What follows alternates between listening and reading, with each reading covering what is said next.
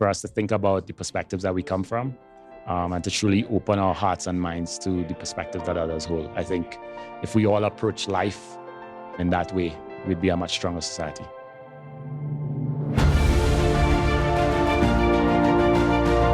Hello and welcome to the Daily Helping with Dr. Richard Schuster. Food for the brain, knowledge from the experts, tools to win at life. I'm your host, Dr. Richard. Whoever you are, wherever you're from, and whatever you do, this is the show that is going to help you become the best version of yourself. Each episode, you will hear from some of the most amazing, talented, and successful people on the planet who followed their passions and strive to help others. Join our movement to get 1 million people each day to commit acts of kindness for others. Together, we're going to make the world a better place. Are you ready? Because it's time for your Daily Helping. Thanks for tuning into this episode of the Daily Helping Podcast. I'm your host, Dr. Richard, and we've got a special episode live on location in Park City, Utah at the Go Abundance event. I am honored to share with you our guest today. His name is Dr. Andrew Mac Intosh, and he is the Vice President of Curriculum at RISE. I'm going to tell you a little bit more about him. He leads the translation of RISE's mission to educate and empower the sports community into programs of varying audience of context towards the end of promoting social justice. He's done so many fantastic things. Before RISE, he worked at Michigan State University's Institute of Study of Youth Sport as a research and teaching assistant. He also spent time working in Detroit, assisting with the development of evaluation systems for youth sports programs with the design and facilitation of training programs for coaches and mentors. He is passionate about understanding and enhancing the role that coaches can play as mentors for the youth with whom they engage. Andrew, this is going to be a great discussion. Welcome to the Daily Helping. Wonderful to have you here. Yeah, it's a pleasure to be here, Dr. Richard. I'm really excited. So tell me about RISE first, and I usually do this in a different order, but I want to set the context of what your organization is doing, and then I want to take a step back and talk about your journey and your passion. So tell us about RISE. Yeah, absolutely. Yeah, so RISE is a national nonprofit.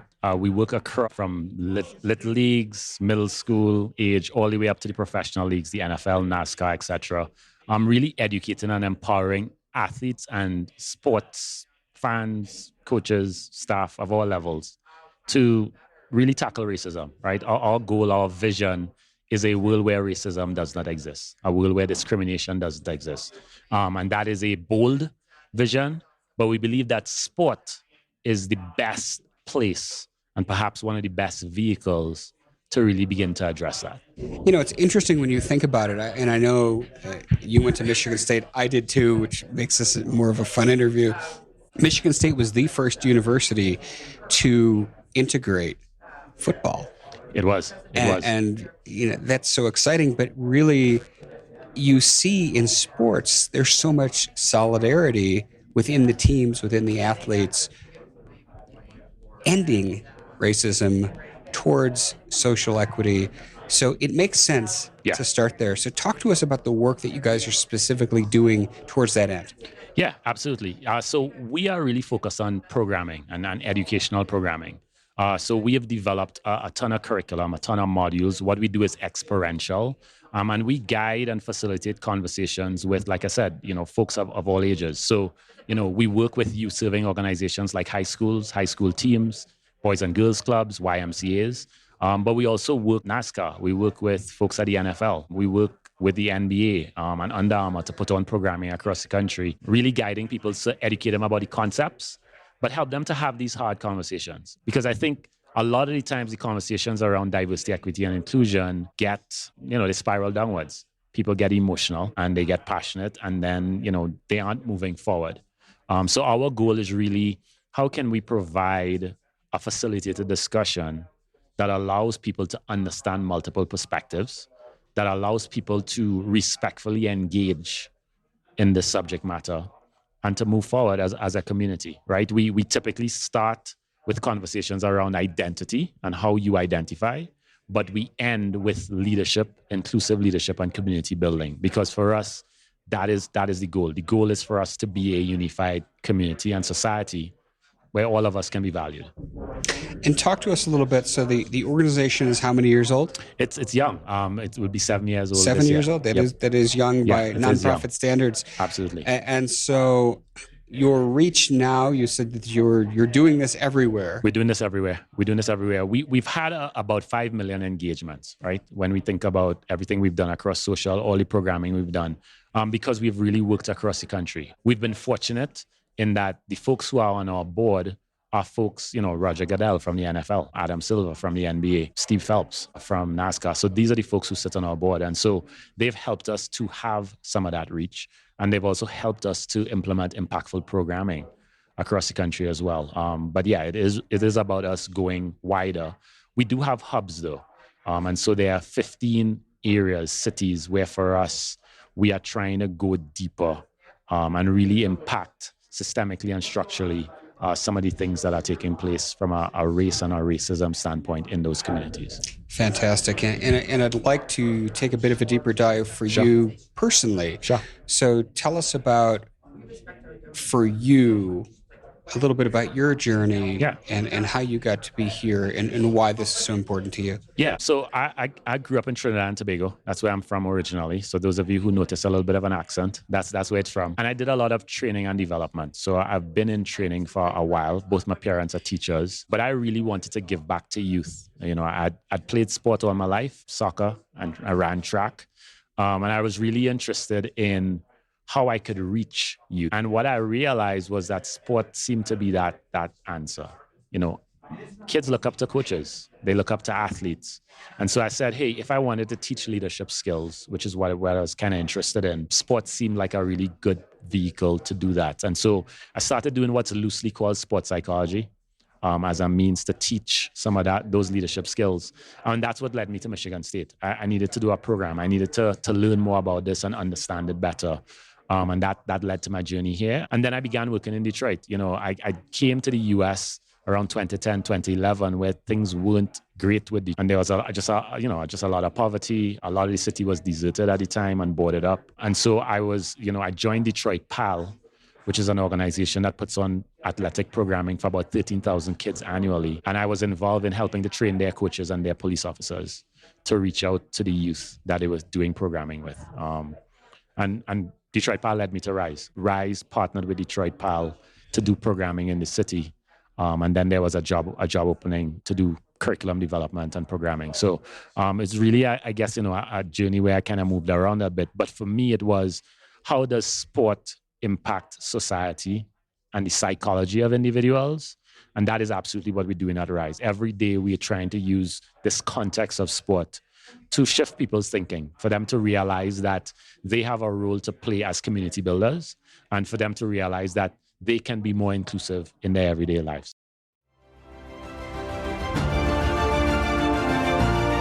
Hey guys, Dr. Richard here. For the past 7 years, I've been privileged to bring you incredible guests who are changing the world and can help you become the best version of yourself. I'm really excited to share with you a new quiz that I created based on my clinical training that will curate for you a custom list of my top episodes and actionable strategies to help you wherever you are on your journey. All you need to do is go to drrichardschuster.com to take it, and it's 100% free. You'll be taking the next step on the journey to unlocking the power of you, and I can't wait to see where you'll go.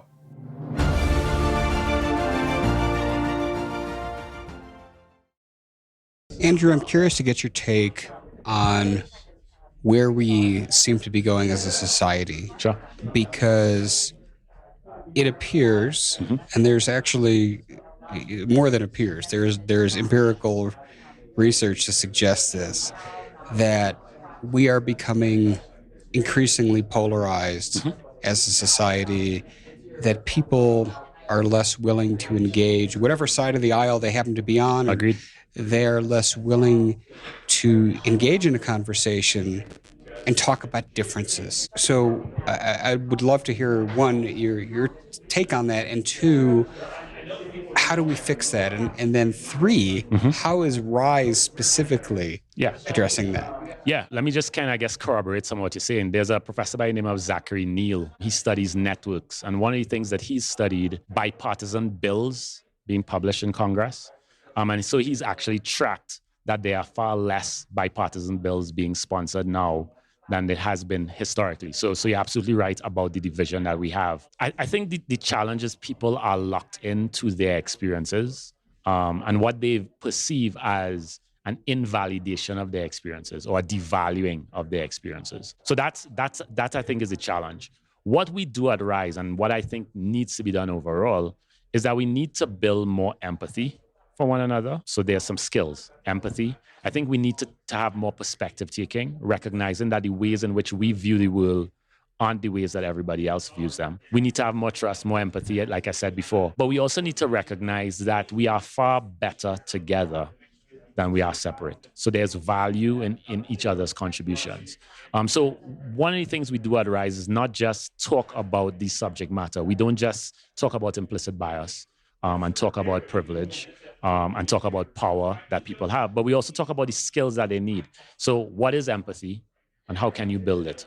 How can you stand in somebody else's shoes and take their perspective, understand how they might view a particular thing without necessarily agreeing with them, but understand that they're viewing it differently from you. And then creating enough space to have dialogue about it and to truly feel empathy, right? Like, you know what sadness is, I know what sadness is. We might feel sad about different things, but if we both understand that each other is sad about something, then that should evoke a kind of emotional response in us. And I think that's not what's happening in society. What RISE tries to do is get all perspectives together to have some of those difficult conversations. And it's difficult, but I think if you focus people in on the skills that they need to develop, we can have some pretty positive and impactful conversations. Well, again, in going back to what we talked about in the very beginning, there's very few things that unify people like sports, where Correct. you can get 20,000 people in a stadium, and they could be Republicans, Democrats, Doesn't matter. African American, white, matter. whatever, but they're all cheering for their team. Correct. And so, again, I really love that the platform is designed around the one thing that everybody can agree on. Yeah, and I think that's the goal, right? Coaches also have a really good relationship with their athletes.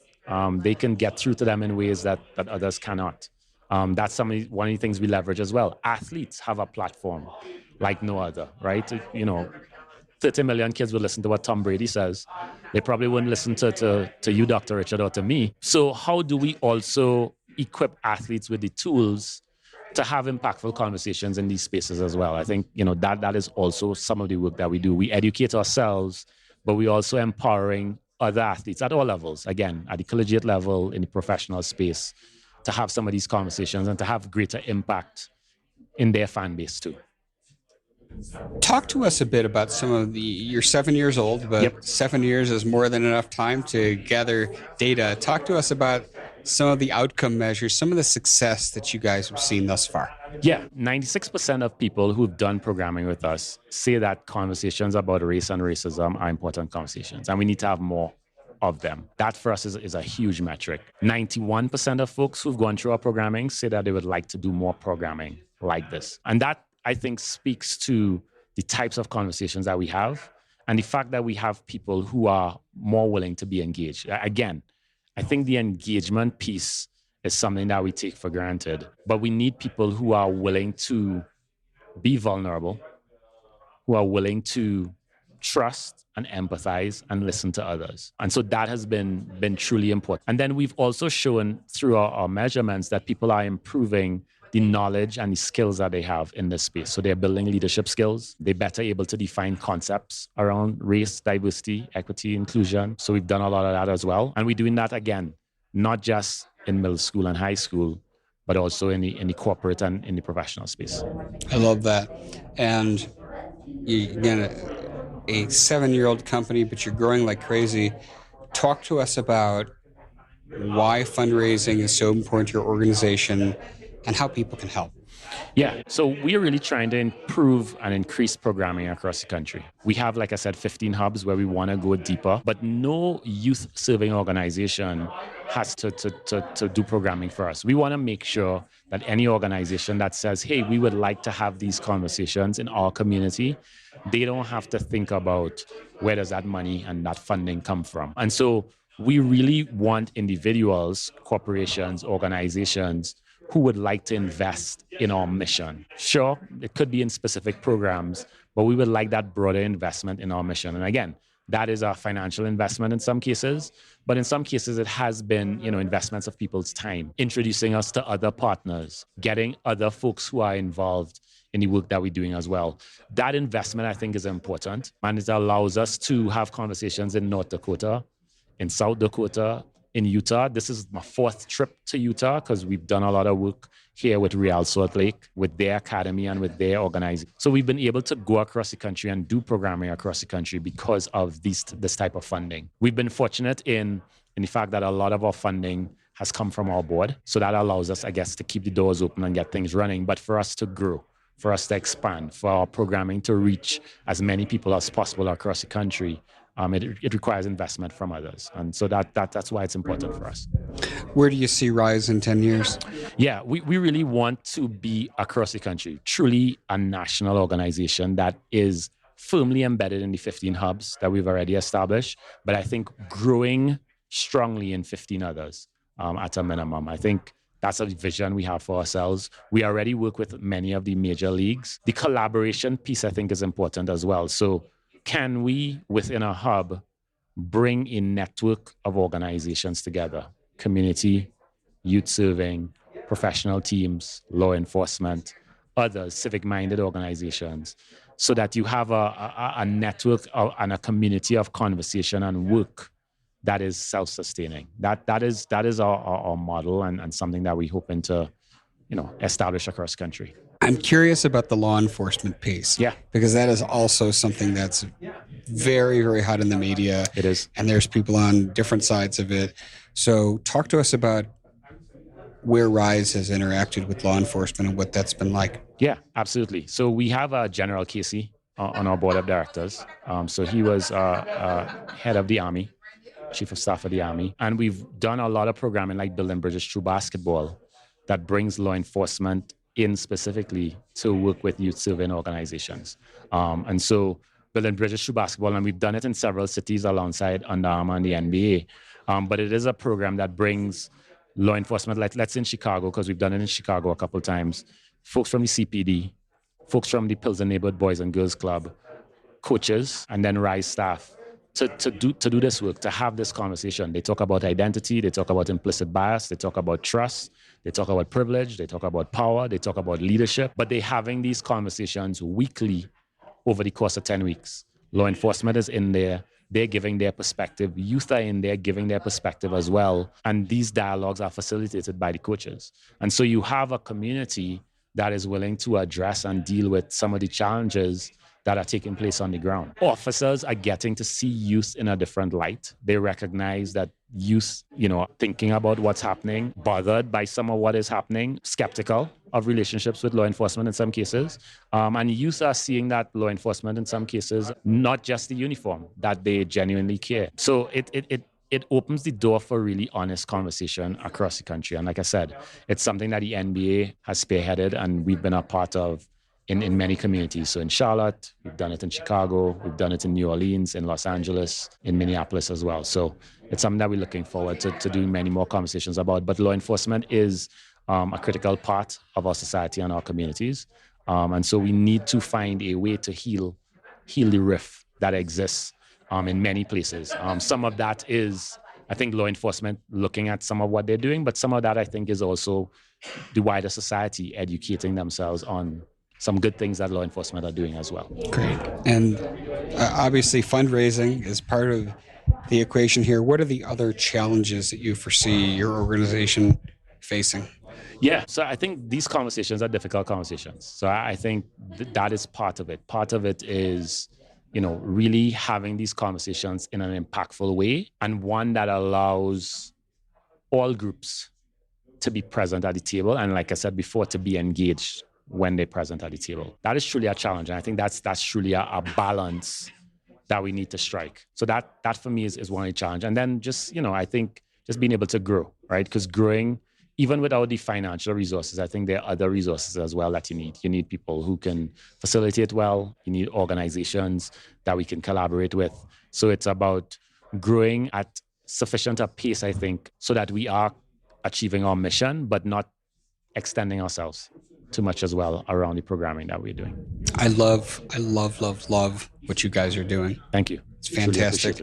Andrew, as you know, I ask everybody who comes on this show one question. Sure.